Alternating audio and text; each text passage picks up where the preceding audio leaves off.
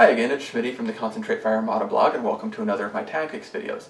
First off, just want to say thank you to everyone who's been commenting on the previous videos. Feedback is definitely helping them, help me make them better and know what kind of content you guys want to see.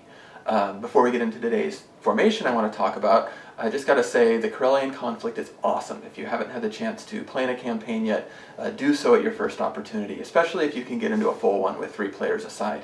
The things you have to think about as far as strategic, where to attack on the map, what kind of fleets your team are going to use, and then the games themselves with the new objectives just feel really different than tournament play or casual play. There's just a lot of different levels going on there. Really having a lot of fun with it. So in my Corellian conflict campaign, I'm actually playing an Akbar fleet using the Rebel broadsides, using a gun line, battle line, whatever you want to call it. And that's a tactic I've been using really since I started playing Armada. Once the assault frigates came out, I saw broadsides. Well, this is fun, let's try this. And I think it appealed to me because that's like historically, that's how a lot of navies chose to fight, using those broadsides. And I found I had a lot of success with it. I've done well at several major tournaments, and really it's a tactic that I enjoy. And I think a lot of people will try it out, especially once Akbar came out. And then they found, wow, this is kind of easily countered. And so it's one of those things where there's sort of like, there's beginning broadside fleets, and then there's a lot of advanced nuances you can start to build in there. So I'm going to talk about some of those today, how to make the most of your broadside ships, which is, I think, great now that the Imperials have the Architans. They have a nice ship where they can start to run some broadsiding in there as well. So let's take a look. Okay, so I'm going to try this from this side of the camera this time. Previously I've been behind the camera, but thought I'd try something different. Let me know what you think. If it works better with me behind the camera, I'm a little worried maybe the camera's too far away to see what I'm doing with the models, but we'll see. Anyway, basic Rebel gun line. I've been flying this type of formation since Wave 1 came out. I really like it, like I said, for historical reasons, a lot of others. But the primary thing that comes out is that the biggest advantage you get here, it's really easy to take firepower from 2 of your ships to concentrate on one of theirs. I mean, it's just great. Okay, and that's where it really attracted me. Now, it tends to be red dice firepower. So, early on it's like, okay, we'll slap enhanced armaments on there for the extra red dice. And I started using Garm because the concentrate fire tokens he would give would help me make those red dice a little more consistent. Okay, and that worked out really well for a while. And I was, doing okay, but you start to run into some of the downsides to the gun line. One, predictability. Okay, most people, and most obviously, you're going to move the lead ship before you move the trailing ship. And people could kind of predict that and plan on it, and so they'd hang out outside of range of this, knowing that I would have to move this, and then they could safely move in range there, and then I'd move this one up, and I could lose some shots. But what I found was, nav commands are as important for a gun line as any other ship.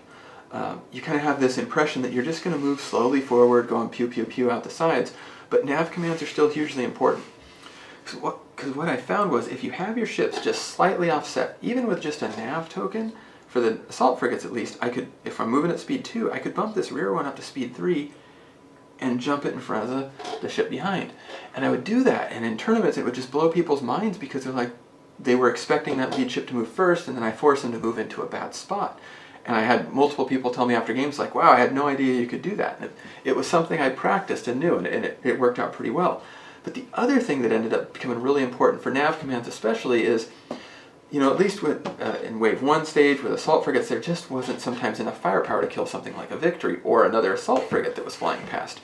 And I'd end up zipping past so fast that by the time I turned, they've moved out of my range. So what I found was I would need to program in a nav command at about turn 3 or 4, even though that's when I wanted my most firepower, to do a sharper turn so I could move in and get close in behind them as I passed them. Made a really big difference again in how I could start bringing better firepower to bear. So even though you think the gun line is just this simple fly in a straight line, shoot out the sides thing, thinking about how you can maneuver it when you want to get that turn in for best effect really makes a big difference in how you fly it. So I started doing that, and then started looking at, okay, well, why don't we put a third ship in here? And I saw some people running 3 assault frigates, or start to move in with the Wave 2 ships. What I found is this does make you predictable.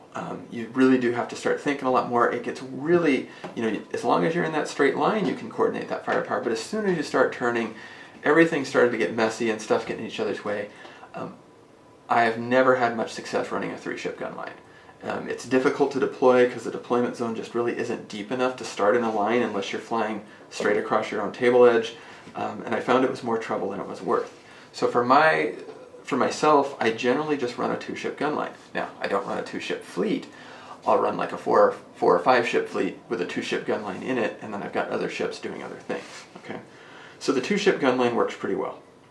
The other big thing, people say, okay, Akbar came out. And then everybody's like, sweet, I'm playing broadsides. They'll throw Akbar in there, throw a couple gunnery teams, and it has a couple weaknesses. I mean, Akbar, people found out, yeah, when the red dice are hot, you win. When the red dice aren't hot, you can lose pretty badly. And but what people really found out, you get your engine tech Gladiator or whatever fast ship, and you just run it up here and bonk, bonk, bonk, right? Because you're trying to get that spot in there. So again, that's where nav teams, or having nav commands on hand, can be really helpful for running around this ship, getting around it in the front, whatever the case may be. But really what I found was more important is thinking about where my gun line was going. Okay, if I see my opponent's formation, I would try to run my gun line, past one end of it, but I really tried to think about sticking across the table. But if I see they've got something here suitable for blocking, I just start bending it out. Okay, and every turn, and just make them have to go the long way to get there. Okay, which is also why, I found you could really deploy really neutrally with one ship, put your squadrons out, put everything else out, and then kind of commit your gun line and turn into it. Not necessarily deploying your gun line, but starting something like this, one ship there, put everything else out to deploy, and in your last deployment you kind of commit to what direction the gun line's going and turn like that. It helped with the blocking, being really conscious to do that. Okay, which gets into what I think is probably the biggest. So initially I thought the big benefit of the gun line was, like I said, the concentrated firepower. I've since come to believe the biggest benefit is actually that I'm not flying at my opponent. I can bring all kinds of firepower to bear, but I'm aiming for some other point on the table. I'm not aiming at my opponent's ships. Because when I'm aiming at my opponent's ships, a lot of times I'm flying into my opponent's squadron cloud, whatever might be there. But here it's a much more defensive flying posture. By jogging the nav tool around, I can sort of control if I want to move in closer or come in or slide further away. It helps you get more control over the range of the engagement. Okay, and that ends up being the thing, is because a lot of these ships you don't want to fly at them. You don't want to fly at the front of an ISD. You really don't want to fly into someone's squadron ball. If they've got a big ball of Y-wings over there, it's not something you generally want to fly directly into. So that was the other, really what I've learned is the big piece of the gun line is being able to defensively just keep myself from flying away from my opponent. Worked out really well. One of the things, also happened Wave 2, the MC-80 came out. I was in love with it originally, especially the Home 1 title, because it helped those red dice shenanigans and whatever else, but it does become predictable because it's not fast enough to jump past a ship in front of it. If it's the lead ship, its base is too big for the ships behind to really get around it. So if I'm playing the MC-80, I often do an offset gun line, something like this. Usually I'll put the ship in the back further away from the opponent, because as they come in, the ranges kind of work out pretty well that way. So that way I can move the back ship like this and then the front ship. So it kind of works with a staggered gun line a little bit better, because you want to keep that freedom of activation available to you. Okay.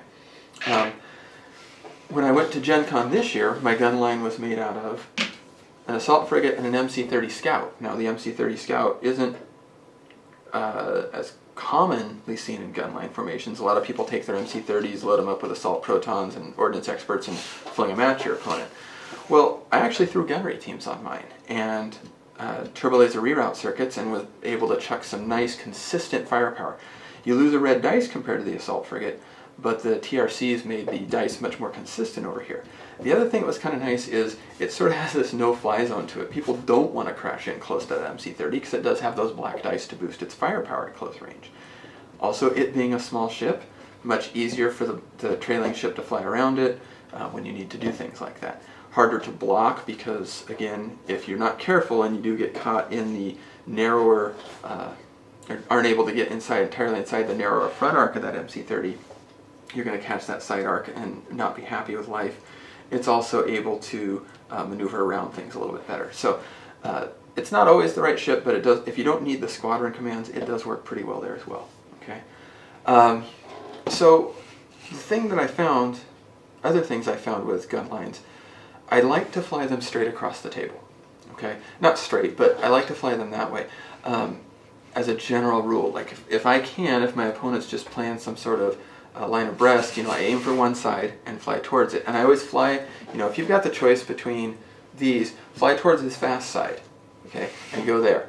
Because if you fly towards the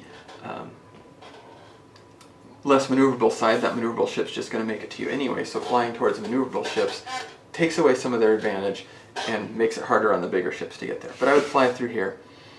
What I have found is when you're flying this way across the table, you just want to never fly across the front of your opponent's formation. And that's again the matter of you've got to make your opponent turn.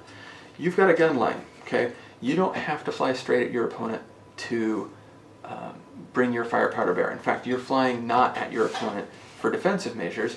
You also want to fly to make your opponent turn. Do not let your opponent fly straight at you.